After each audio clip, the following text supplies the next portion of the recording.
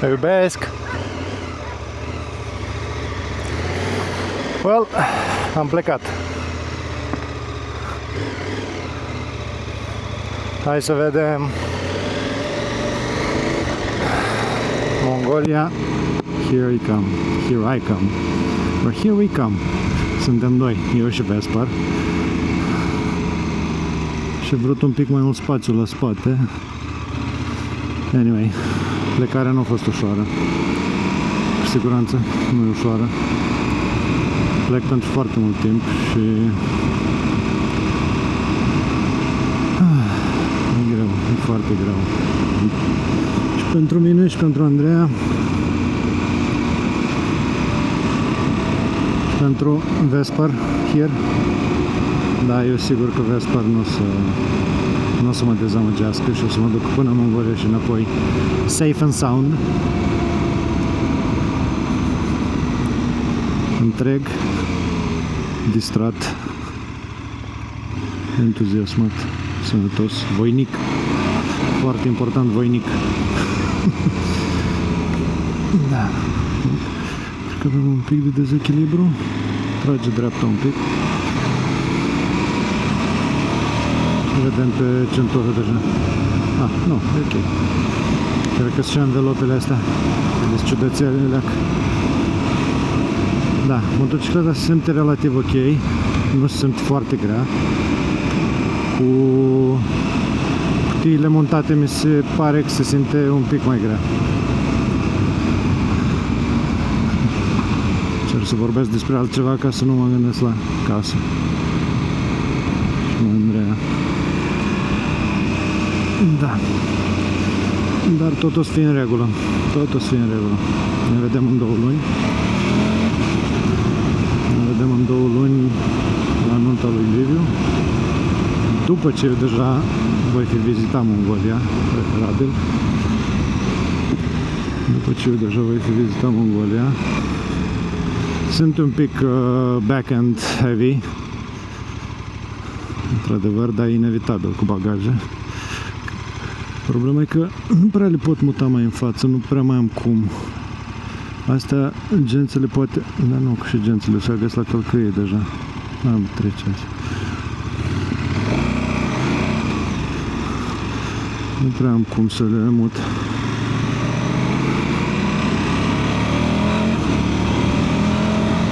Da, cam plec cu multe chestii netestate. De exemplu,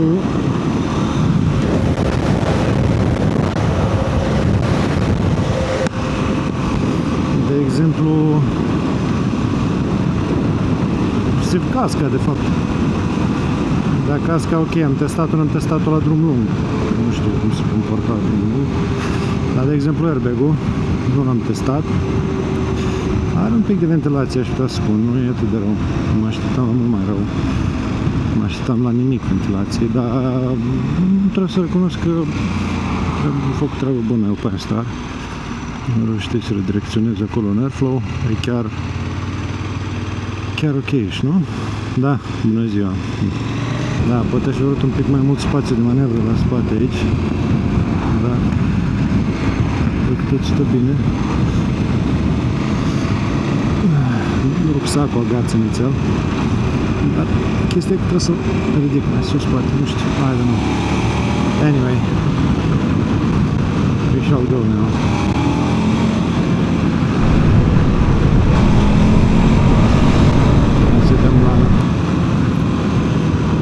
Că azi am drum lung de făcut, lung spre foarte lung.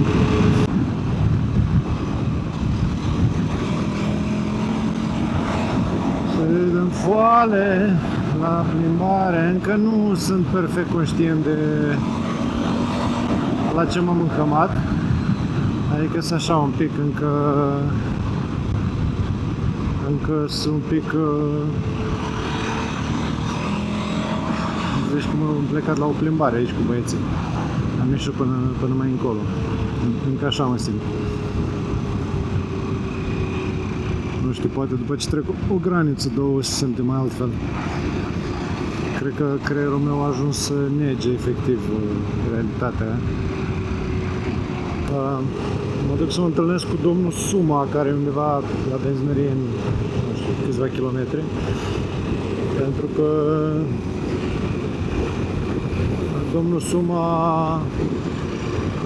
și-a uitat pașaportul domnișoarele aici au fost, nu știu dacă ați observat, erau două domnișoare, au plecat la primare cu toate. Domnul Suma și-a uitat pașaportul acasă și noroc că a întrebat Andreea. Uite, el doar nu se duce, piște graniță. El aici aproape, nu-i trebuia lui pașaport. Cred că mai amuzant era dacă se ducea acasă și îl găsea în buzunar. Adică pașaportul după care s-ar fi dus dacă era în buzunar. Mai în față. Ia să vedem unde e Suma. Uite-l aici. Plecăm direct. Ce mă, nu e bine? E bine? A? Eu am alimentat aseară.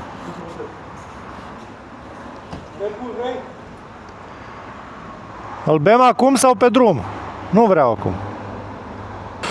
Nici nu e ora 1.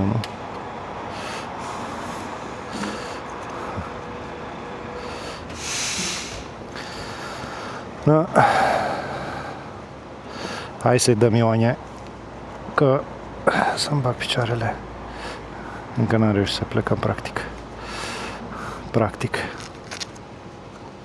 Bă, îs bune astea, că în caz de te duci jos, Doamne ferește, îți țin bluza, dar dacă te incomodează, ai pus-o.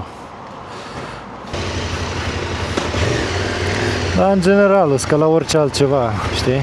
Adică sunt faine. Păi știu ce zici. Doar că... Ce? Rucsacul, așa-i? Am zis că asta o să fac. Bine că ești în spatele meu, Ioane. Vezi? Am zis de două ori să-l pun în spate și tot nu l-am pus. Noroc că ești tu. Uite, începem cu film, vezi?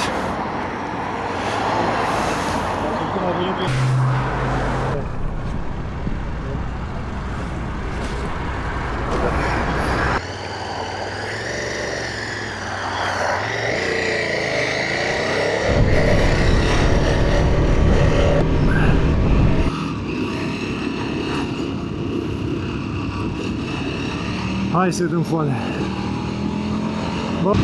Da. De Ucraina, cum arată ea pe hartă la băieți. A, uite și pe ăștia.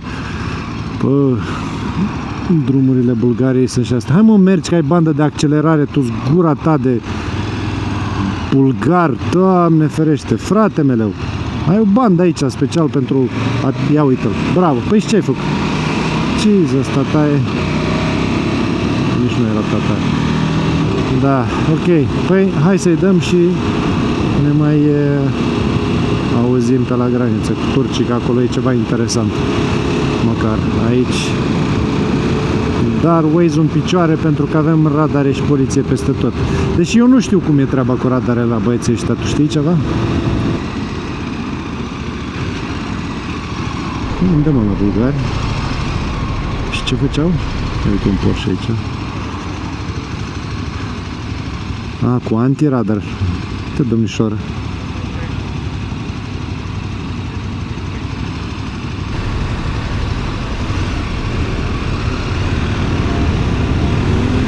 Așa.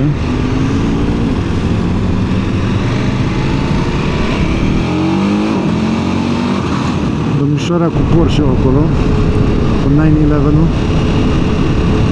E o tanti, e domnișoară. De unde știi, mă? Și dacă era tanti, ce nu poate fi domnișoară sau ce?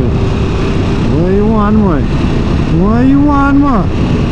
Ioane, vezi că te aude vreuna de asta și zice să supără pe tine. Ăștia de unde sunt?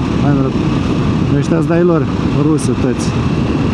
Rusătăți. Dar aia-s cu minți că au radare pe aici băieții, nu? Dar nu e, că e limita 80 aici. Și cu minți sunt toți.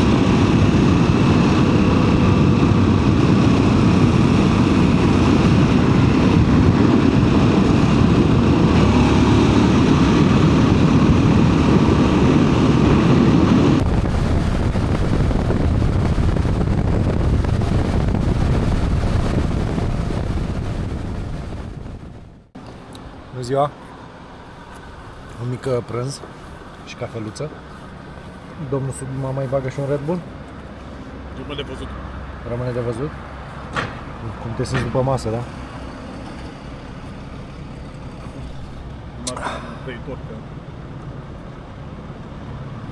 Care sunt impresiile după prima parte a drumului? Da, bă, fii serios. Fă-ți filmul. Zi-mă, răspunde la întrebare. E cu gura plină, nu vorbește cu gura plină, domnul Sudima. Este un gentleman, un domn cu decență. O anumită abordare a vieții, nu așa, din porumb. Pentru că el vine se trage din neamuri săsești, nu? Nu ești săsas. Sau erau doar sași pe unde erai tu, dar... Prea puțin. Prea puțin? Dar ai un pic de sânge sas? Foarte, foarte. Și sunt mai românesc? Ce-ți mai e? Dacă nu-i... N-am găsit. Sunt mai multe familii. Mă uitam dacă nu mi-a dispărut aia 2000 de lei legați de ghidon.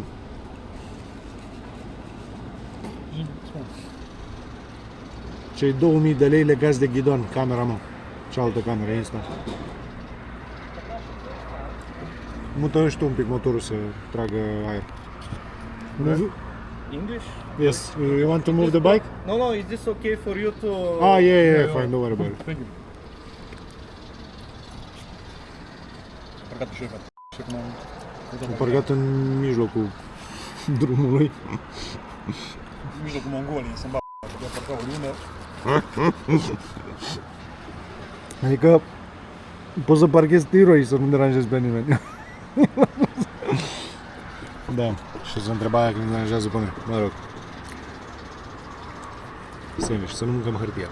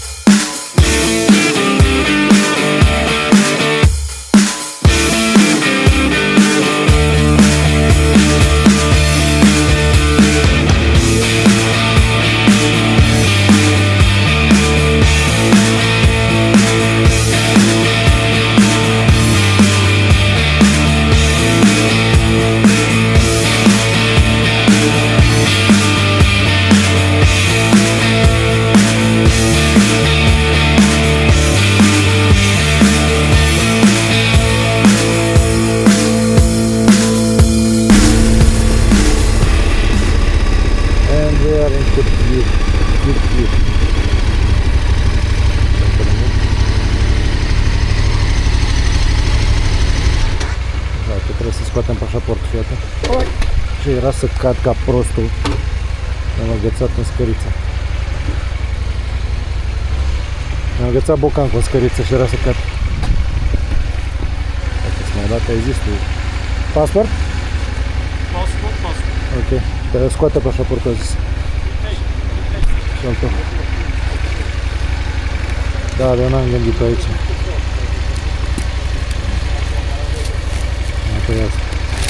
N-am gândit-o nici eu, da? Pasport. Eu mi-am dat seama fix după ce am urcat pe motor. Da?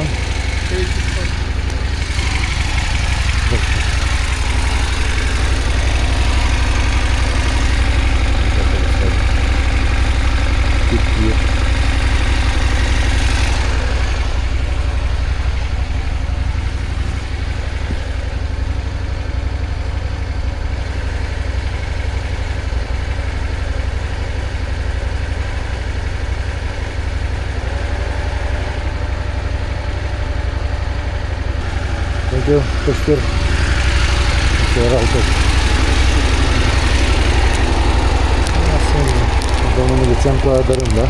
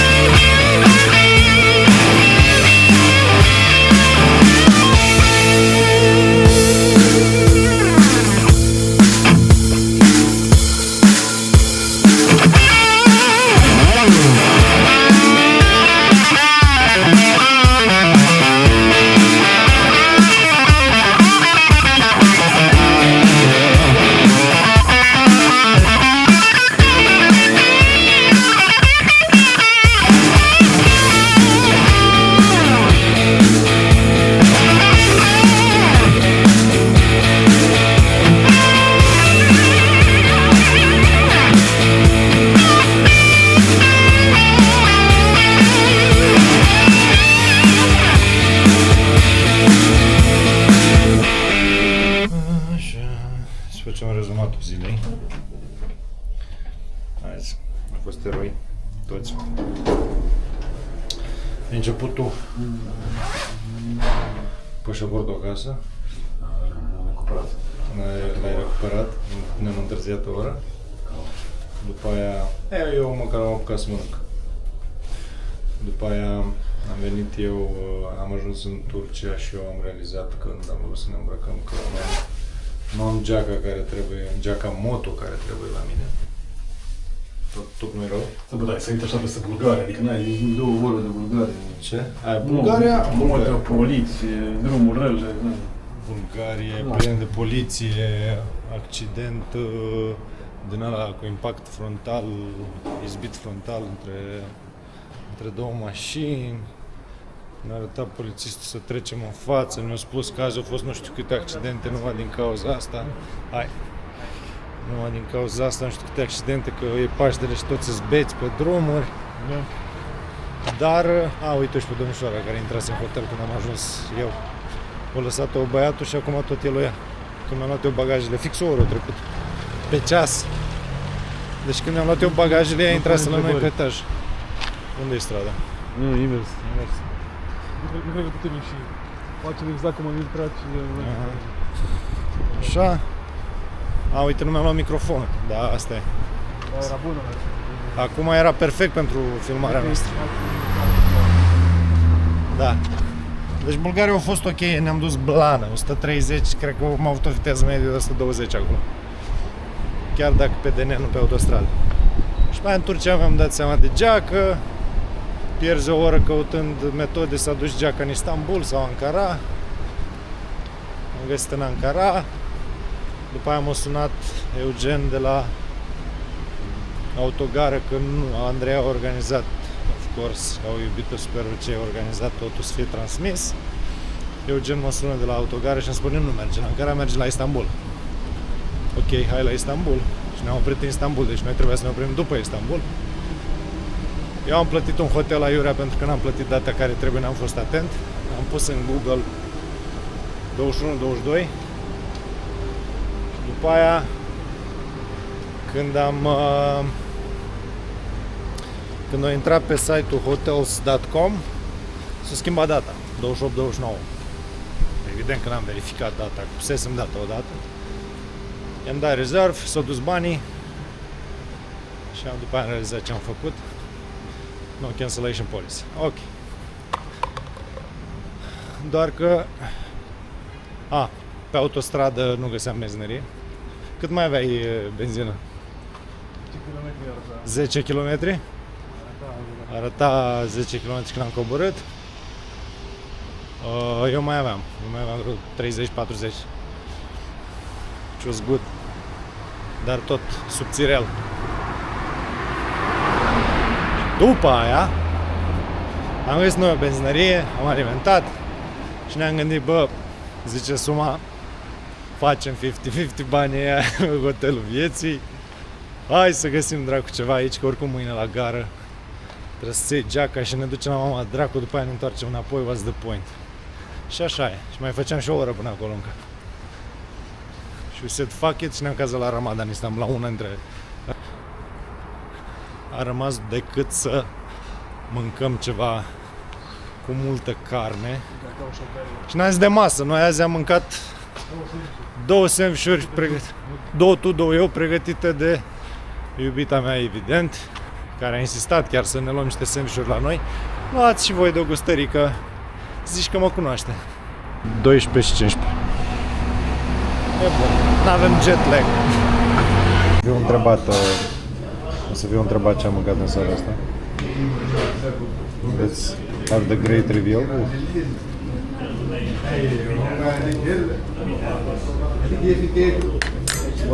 Te și chiar. Oh, ce bine arată.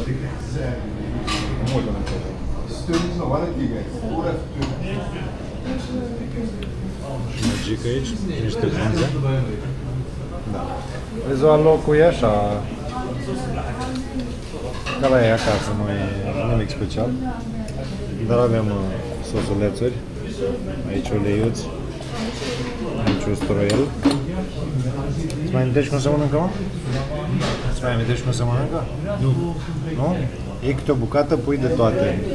Iei așa o bucată, rupi o bucată de adara, pui de toate acolo, o rulezi și mănânci. Te mănânci frumos. Hai. Poftă bună nouă, legi. Mai am mâncat. Și acum ne uităm la o fabrică de tricotaj. Se lucrează intens. Cum se muncește la ora 1 și 10. E frig. Și bate vântul. Mamă, și aici tot fabrica, auzi cum țăcăne. Da, și tot orașul e plin de din astea. Da, noi am mâncat foarte bine. Adana a fost top. Top. Top. A fost cel mai bun, cum se numesc ele, mă.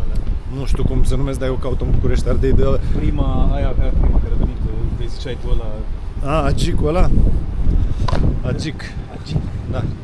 Agic. E, da, foarte bun și ăla. Și Agicul, nu știu, poate la turci zice altfel, dar la azeri și la georgieni zice Agic și Moldova tot Agic îi zice. A fost foarte bun. Ne place, mai venim. Acum hai la hotel. Mai bem o bere? Cum vreau eu. A zis Suma că vreau eu. Aș bea o bere, că merită băută. După o zi ca asta de azi, numai... A? Merge? Merge, 1 și un sfert. La 2 dormim. Și restul vedem mâine. Bye, bye. Noapte bună. Să înceapă dezastrul.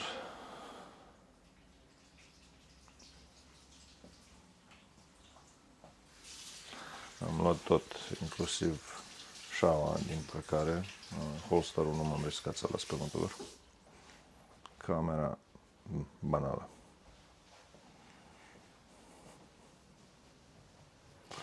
Ramada. Cu geam murdar. Hai la mic dejun. Prea multe chestii l-am încărcat. Mult prea multe chestii l-am încărcat. Să vedem, avem turcesc sau avem supiță? Avem mai așa rău. E relativ sosig. Sosisce. Sosis de la sosisce, nu? Asta chiar... cartofi. Iată, Ioane de pe salate.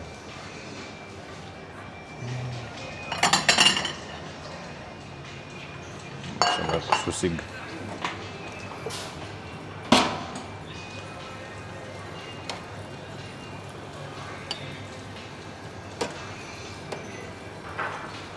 Sosig. Ia, măsline la grătar. Ce asta, mă, măsline la grătar? Foarte amuzant arată. Nutella. Și avem un plating. Ceva exclusivist.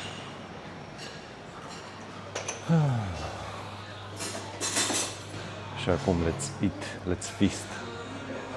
Nu mai trebuie și o cafea. Stăm la geam, vedere, Fiat și underwear. Acolo pe clădire se vedea. Deci cafea bună unde? Cafea bună unde, Ioane, ai găsit? Am luat și o cafea adevărată.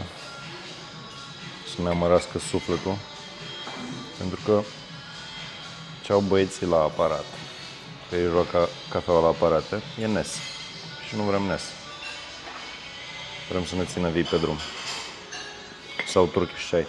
Cum se zice, Ioan, are mai multă cafeină cafeaua asta sau Turkish Chai-ul?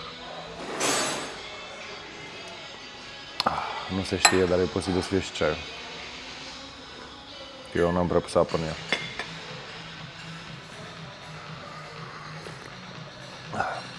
Nu e așa rău.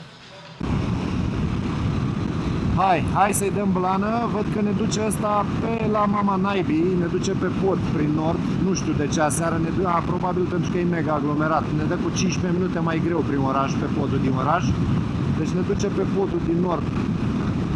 Ia să vedem, nu ne trebuie pentru motoare? De asta sau ne trebuie și pentru motoare. Nu știu dacă ne identifică sau... Nu. Ne-a identificat ca motoare. Nu mi-am luat tichet, s-a deschis singură.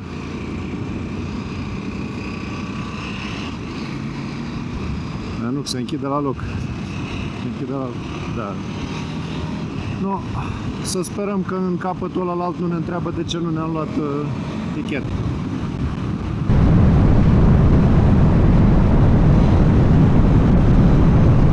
Bănurul ăla nu știu dacă e de ploaie sau de nu, dar mă bucur maxim că mi-am luat geaca, pentru că 13 grade și scade.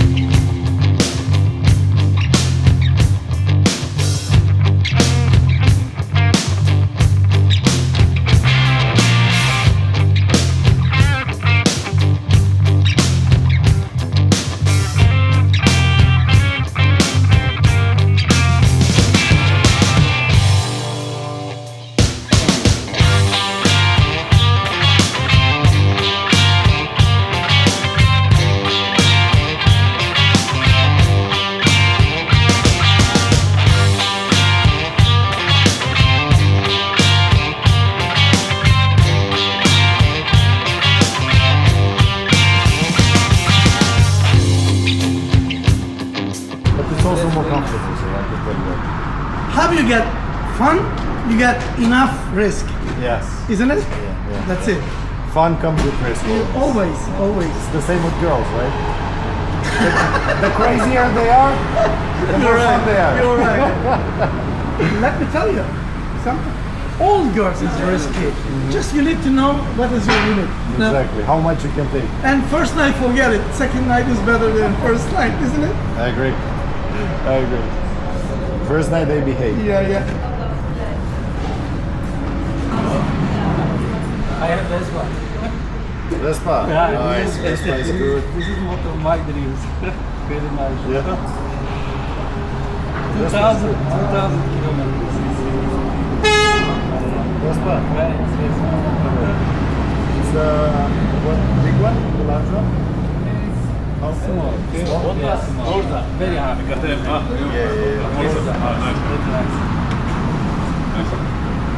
Thank you. İstanbul. Romanya değil mi? Romanya.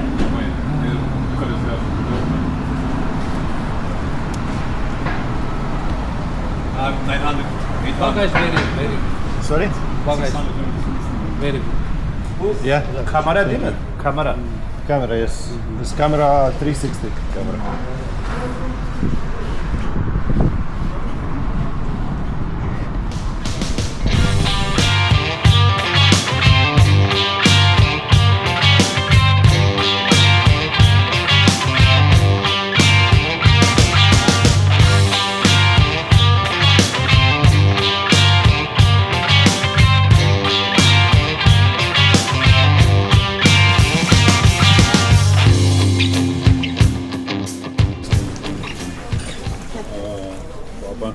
welcoming. Da. Ospitalitatea. Dacă nici ei nu au cu ospitalitate, atunci cine?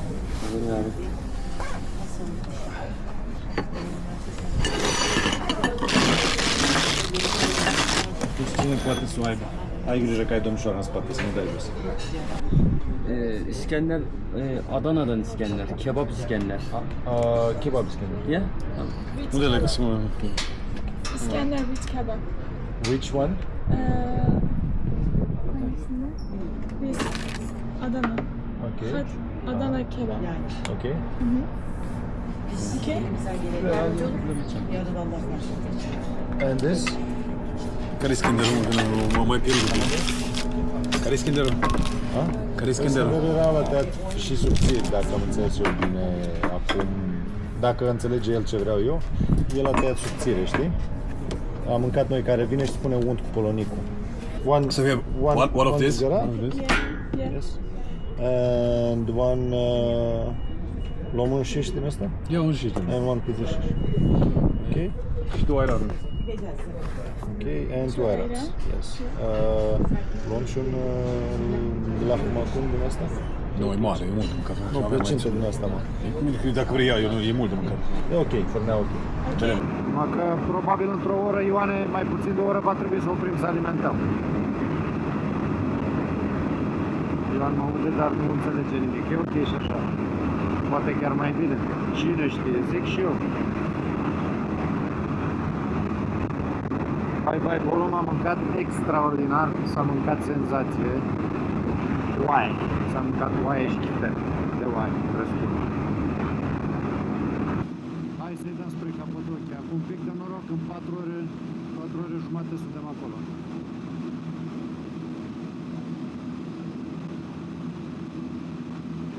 Ioane, era și păcat să nu, a?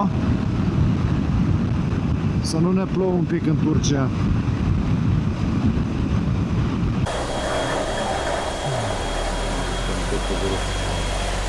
Hoş geldiniz. Cool.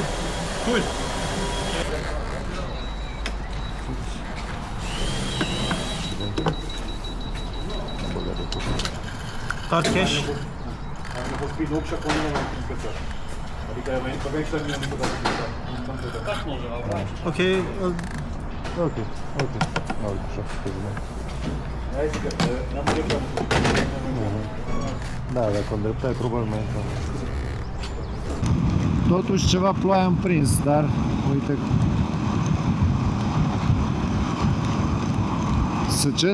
Să scoți apa din cizme? Bă, bine zici, dacă începe să plouă, trebuie să îmi scot pantalonii din cizme, că o să mi inunde. Se pare că ai avut dreptate, Ioane. Hai să zic și eu asta odată, să te simți și tu bine. Se pare că ai avut dreptate, se pare că o să scăpăm de ploaie. Deși, iarăși, ne vom îndrepta spre est. Vedem după dealul ăsta. Se vede și Ankara în zare. Cu zgâria norilor. Ia uite aici. Steagul aici la... Bă, să știe, mă, lumea unde ești. Nu e ca și cum ești de 1000 de kilometri în Turcia. Stai să întreb Google Assistant-ul câți locuitori are Ankara. Ok, Google. How many people do you live in Ankara? What's the population of Ankara? Ok. Da, ai ginit-o bine, Ioane. Ai ginit-o bine. 5.300.000, 5.400.000. Crește cam cu 1,3% pe an. Să vedem dacă avem spațiu peste tot sau la un moment dat va trebui să ne vărăm printre ele. Hai. Tu zici să-i dăm pe banda de urgență? Bă, dacă ăștia ar sta frumos în banda lor, noi am încăpea și noi, dar pentru că sunt foarte late. Ia uite-l ăsta cu duba pe ultima bandă. Doar că ăștia fiecare cum poate și pe unde vrea.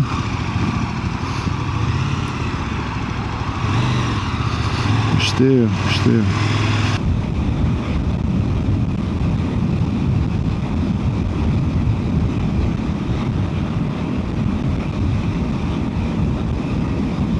am mai uitat un aspect să-ți menționez.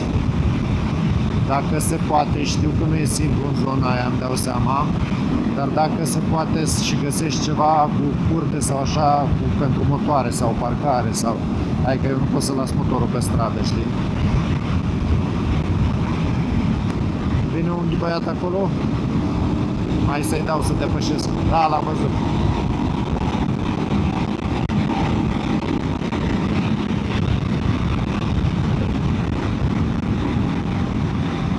Bun, hai că poate, there is hope. Oprim la benzinăria asta sau îi mai dăm? Ia uite-l mă cum a trecut pe lângă mine.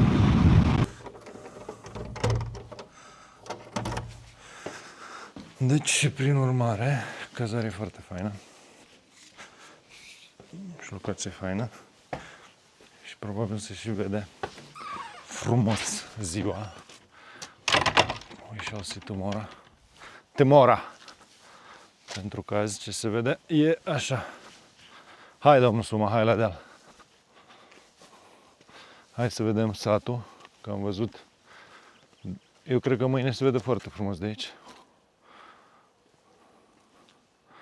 Hotelul nostru e simpatic. Bă, ce improvizație! Ce cracalete! În orice localitate trebuie să fie pe steagul Turciei. A, evident. Dacă nu e, o invadează Erdogan.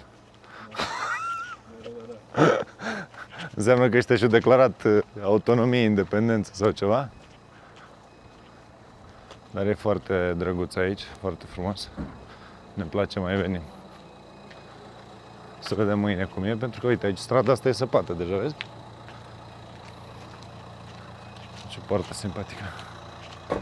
Ușă simpatică. Vulturul bizantin acolo. O pisică, pentru că n-ar fi Turcia dacă n-ar fi o pisică vagabondă pe undeva.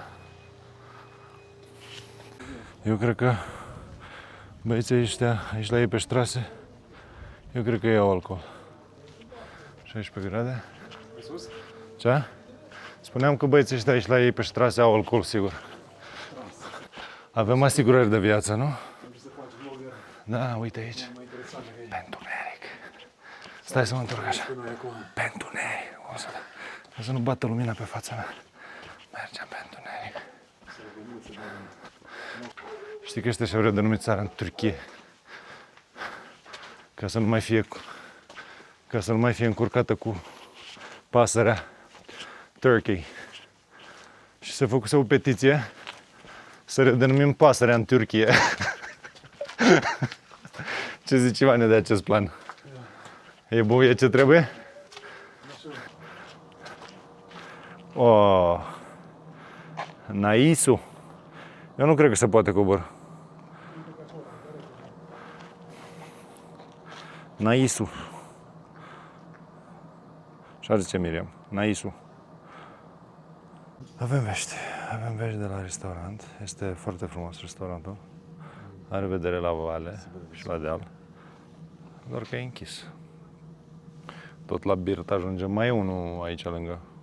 Probabil la fel de închis, nu, Ioan? Da. Ăla de vis-a-vis mai e unul. Hai să vedem și ăla. Unde vis-a-vis? Vis-a-vis de Parcare. Steagul, foarte important, l-ați filmat? Uite steagul. Da. E frumos la băieți. Mergea un trabuc și o bere aici, da. Și nu numai o bere. Da. Mergem la Birt. Mergem la Birtul din sat. Să ne îmbătăm ca porcii de ciudă că n-am mâncat. La Birt fără alcool. Dar ce fac, mă, ăștia? Beau ceai la 11 noaptea? Da. Eu zic să mergem să ne culcăm, că mâine ne trezim la 5. Dacă nu mai devreme. Ce n-au, nu putem să știm ce nu au, putem să știm doar ce au. E ca aia cu racheta, știi? It doesn't know where it is, but it definitely knows where it isn't. And out where it isn't, it can calculate where it is. By subtracting where it isn't. Invadatorii dracului. Ce? N-au mâncare, nu? Hai să mergem atunci. Nici bere n-au? Foarte ciudat. Și ăla trebuia să ne zică, bă, nu mai plecați chiar pe aici. Da. Îl cheamă pe al meu. A, pe al tău așa-l cheamă? Harold. Prietenul imaginar, despre prietenul imaginar vorbim când zicem al lui. Să ne înțelegem. Să trasăm niște limite, nu intrăm, am împărțit noi un pat, dar nu intrăm în chestii atât de personale. Da. Deci ia-l tu pe Harold și eu pe... o să-i dau nume la un moment dat. Și hai să bem o bere la noi acasă. Păi trebuie, mă, că ajunge mai bine la Allah dacă e înalt. Dă-i foale. Ăsta vine de la Birt, a băgat 2 ape minerale. Uite cum merge ca nebunul pe stradă. Ăștia chiar se aplică Da. Păi la noi își bat nevestele de beție și aici își bat nevestele de frustrare, că au venit treci acasă. Eu mă gândeam, zic, stai că în Turcia bem de rupem și intrăm în Iran și acolo 2 săptămâni, 3 săptămâni. Eu să nu fac 4, dacă nu reușesc să rezolv cu viza. Post, mâncare bună, măcar atât, și ceai, mâncare și ceai. Ce zice, mă? El Puente, spaniol, cu stea cu Turcia acolo, El Puente. El Capitan. Și valea, e frumos?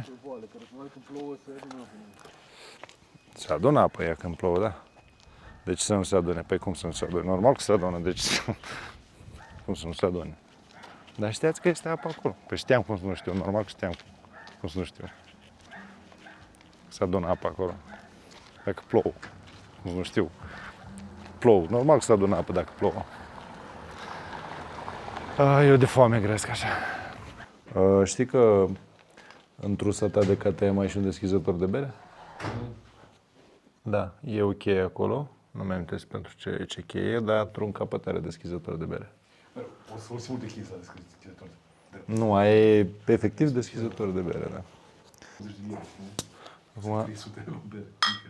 300 bere, deci asta pornit. Hai, noapte bună, bere e bună.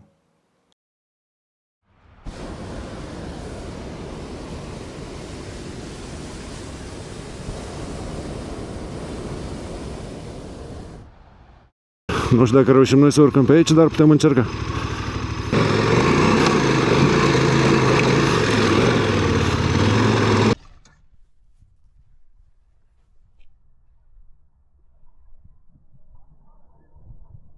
Curge benzină de undeva. Îmi curge benzină de undeva.